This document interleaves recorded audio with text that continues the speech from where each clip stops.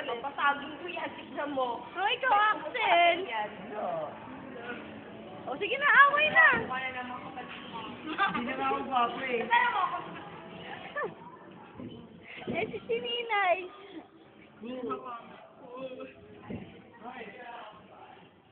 Hindi picture yan, video.